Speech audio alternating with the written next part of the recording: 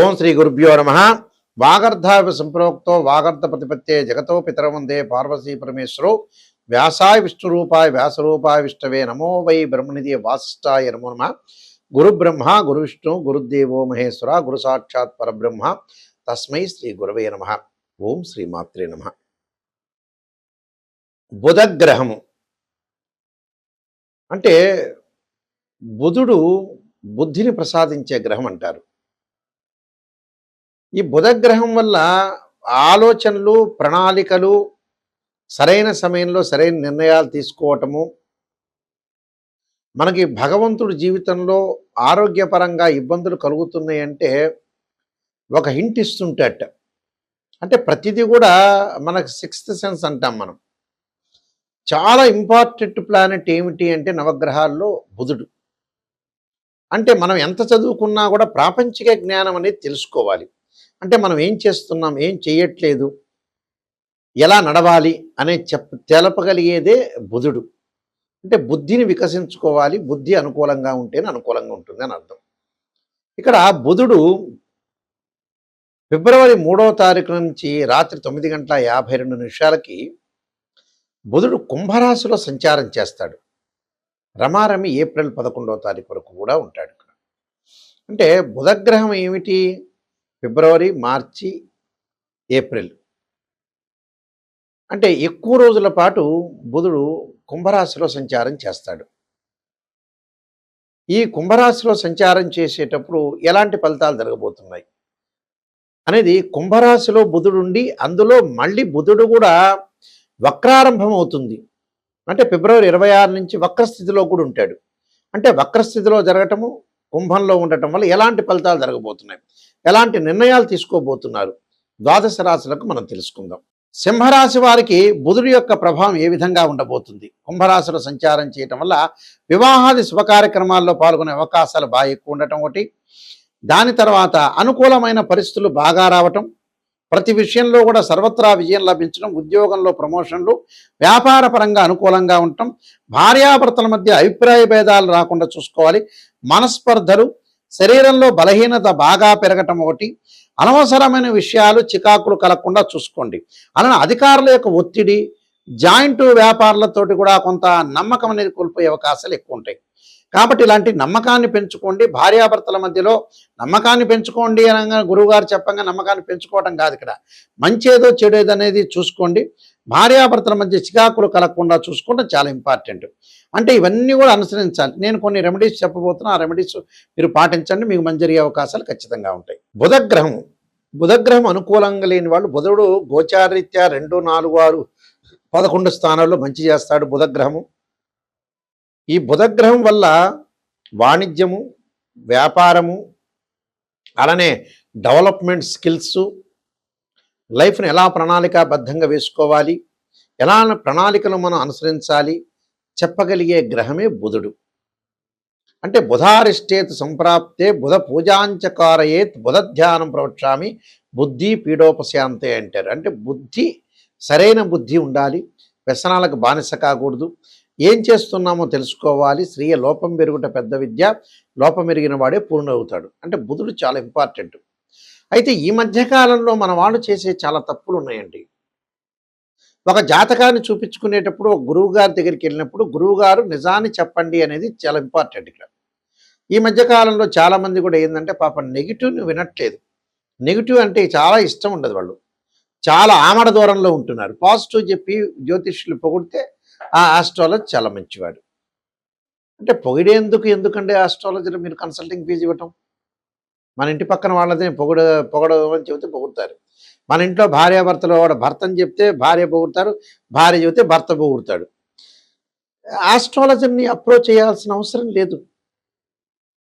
This is the ట్రూది, రియలిస్టిక్గా చెప్తున్నాను నేను. ఎందుకంటే ఎప్పుడైనా సరే లైఫ్లో మనిషి ఎక్కువ కాలం బతకలేదు, బతకడు కూడా. పునరపి జననం పునరపి మరణం అంటారు. చచ్చిపోవటం ఖాయం, చనిపోవటం చాలా ఖాయం. సారీ, దీనిలోనే ఒక వర్డ్ వాడని, చచ్చిపోవటం అనేది అసలు వాస్తవంగా చచ్చిపోవటం అనే వర్డ్ కూడా వాడకూడదు, చనిపోవటం అనాలి. ఈ పాయింట్ వచ్చింది కాబట్టి నేను చెబుతున్నాను. అయితే అంటే కృతజ్ఞతాభావం, ఒక మనిషి చనిపోతే చనిపోయాడనే మాత్రమే వాడాలి. చచ్చిపోయాడనే మాట వాడకూడదు నిజం చెప్పాలంటే. అయితే ఇక్కడ ఒక వ్యక్తి పుట్టినప్పటి నుంచి కూడా సంతానం అవసరం, వివాహం అవసరం, ఉద్యోగం అవసరం, డబ్బులు అవసరమే. చాలామంది ఏం చేస్తున్నారంటే ఒక ఆస్ట్రాలజర్ని అప్రోచ్ అయినప్పుడు అమ్మాయి పెళ్లి కాకపోయినా పర్లేదు, అబ్బాయి పెళ్లి కాకపోయినా పర్వాలేదు, ఎన్ని సంవత్సరాలు అలా ఉంటాం, కానీ జాతకాన్ని చూపించుకోము, జాతకాల్లో ఉండే రెమెడీస్ అనేవి పరిహారం చేసుకోము అని అంటుంటారు. అంటే మెజారిటీ ఆఫ్ ద పీపుల్ చెడిపోవడానికి అదే కారణం. కొంతమంది డాక్టర్ దగ్గరికి కూడా వెళ్ళరు, అంటే డబ్బులు ఖర్చు అవుతాయి. ఒక షుగర్ వచ్చిందనుకోండి, ట్యాబ్లెట్ వాడని వాడున్నాడు, బీపీకి ట్యాబ్లెట్ వాడిన వాడున్నాడు. అలానే ఆరోగ్యపరంగా ముందుగా చూపించుకొని వాడు ఉన్నాడు. కానీ లగ్జరీ ఐటమ్స్కు డబ్బులు పెట్టి కొంటారు. అసలు మనిషి చెడిపోవటానికి కారణం ఏంటంటే డబ్బే. ధనం మూలం మెదం జగత్. అంటే డబ్బు నెససరీ, కానీ డబ్బు దేనికి ఖర్చు పెట్టాలో దానికి ఖర్చు పెట్టకపోవటం తెలియకపోవటమే జీవితంలో సక్సెస్ లేకపోవటం. చాలామంది ఉంటారు, అమెరికాకి వెళ్తుంటారు, యుఎస్ వెళ్తుంటారు, జర్మనీలో ఉంటారు, విపరీతంగా ఖర్చు చేస్తుంటారు. కానీ ఆస్ట్రాలజర్ని అప్రోచ్ అయ్యి అసలు మన జాతకంలో ఏముంది అని నిజం తెలుసుకోరు. ఇందులో ఆస్ట్రాలజర్కి నష్టం వచ్చేది ఏమి ఉండదు.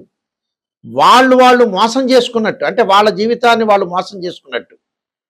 ఒక అబ్బాయికి పెళ్లి కాలేదు, చాలా సంవత్సరాల పాటు యుఎస్లో ఉన్నారు, 79 డేట్ ఆఫ్ బర్త్ అనుకోండి, 80 డేట్ ఆఫ్ బర్త్, 76.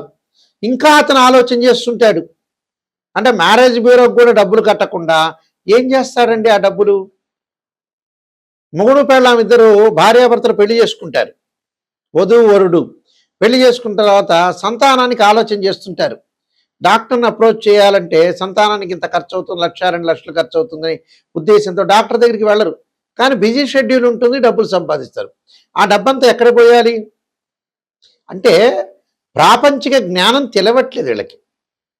ఒక అబ్బాయికి ఒక అమ్మాయి వైజాగ్లోనో, రాజమండ్రిలోనో, గుంటూరులోనో ఎక్కడ ఉంటే ఈ లోపల కారు ఖర్చు అవుతుందని వెళ్ళని వ్యక్తులు ఉన్నారు మా దగ్గర. డబ్బు ఖర్చు, డబ్బే ఇక్కడ. అసలు డబ్బు మంచి చేస్తుంది, చెడు చేస్తుంది. ఇక్కడ డబ్బు వల్ల ఏమవుతుందంటే అసలు దానికి ఖర్చు పెట్టడం. మళ్ళీ వాళ్ళు కూడా పిసినారితనమా? ఆహనా పెళ్ళంట సినిమా చూసే ఉంటారు. కోటా శ్రీనివాసరావు యొక్క పాత్ర పిసినారితనం, ఒక పాత్ర చూపిస్తారు అక్కడ. చూపించి అలా పిసినారితనంగా ఏమైనా ఉంటాడా? అలా ఉండడు. మళ్ళీ సెల్ కొంటాడు, ఎంజాయ్మెంట్ చేస్తాడు, 60,000 రూపాయలు శాంసంగ్ ఫోన్ కొంటాడు, రకరకాల ఫోన్లు కొంటాడు, టీవీ కొంటాడు, కంప్యూటర్ కొంటాడు, అన్ని కొంటాడు, ఫ్లైట్లో వెళ్తుంటాడు, అన్ని రకాలు చేస్తుంటాడు. కానీ లైఫ్కి మనం పనికొచ్చేది ఏంటి?